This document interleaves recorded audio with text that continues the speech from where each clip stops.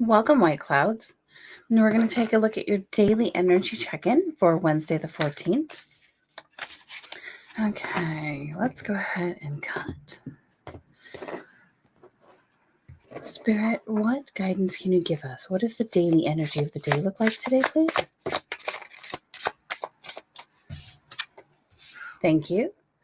We have the Father of Cups. Beautiful. Okay, and what is the energy that we can lean into? Oh, interesting. The Nine of Wands. Okay. And what is the highest energy of the day, please? What is the highest energy of the day? Interesting. The Seven of Wands. Okay, so the Father of Cups is a super emotionally intelligent king, right? He's the father. He leads the minor arcana of the cup suit, which talks about our emotions. It talks about our ability to be psychic, to see fantasy, to be imaginative, to have emotional intelligence, to be in a state of love.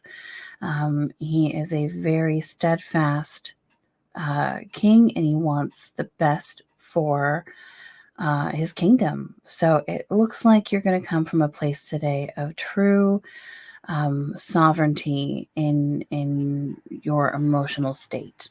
Okay. The energy that you can lean into today is that of the Nine of Wands. And the Nine of Wands in this deck, looks as though it's a bit of a trek, right?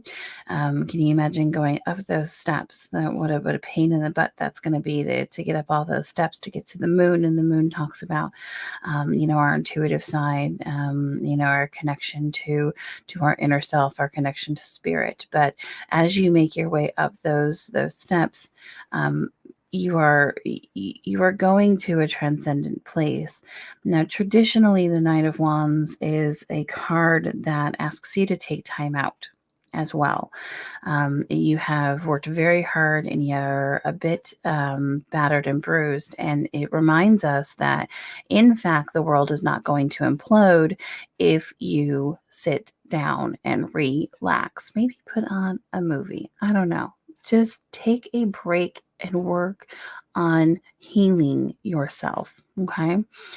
So as you go through the day, maybe perhaps this is talking about the fact that you have this emotional intelligence that you bring throughout the day, so much so that you understand that it is time and that it is okay to take some time for yourself and work on your own mental health. And the highest energy of the day is that of the Seven of Wands. And the Seven of Wands does talk about being in a state of having to defend what you're doing, right? And so this all to me makes 100% sense. You're at some point today, you are just going to go, I have this thing and I'm fighting for it. And quite frankly, I'm just tired of fighting for it. And the reality is that you don't have to. You don't ever have to defend yourself to anybody at all, ever. Who you are and your decisions for your life are yours and yours alone. And it is that simple. And so once you have that emotional intelligence, and you don't have to be angry about it, right? You don't have to say, F off, whoever. It just is what it is. Hey, this is the thing that I'm doing, whatever creative endeavor that this revolves around. And I'm doing it. Thank you, because you're emotionally intelligent. Thank you so much for your opinion. I'm good. We're good. I'm moving on. I'm doing this thing, right? But to just take time to make sure that you're taking care of yourself, okay? And the ridiculously positive oracle. I feel like a 90s TV show. The super ridiculously positive oracle. Okay. What do you have for us, Spirit? What wonderful positive energy can you provide for us?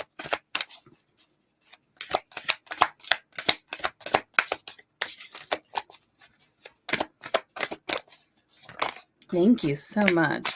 Look at all that red color. Fire, fire, fire, right? Which is what wands are. Fire, all fire.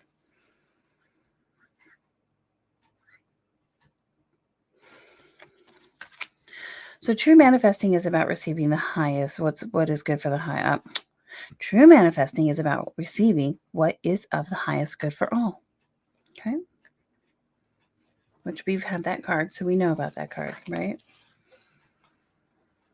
And quite frankly, when you steal from yourself, you are not only shorting yourself, you're shorting everybody around you. Okay.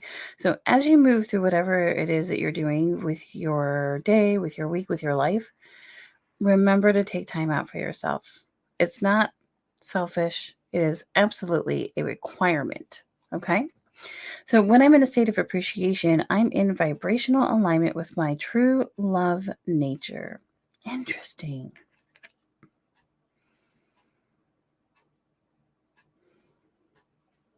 Okay, and that does play off the Father of Cups.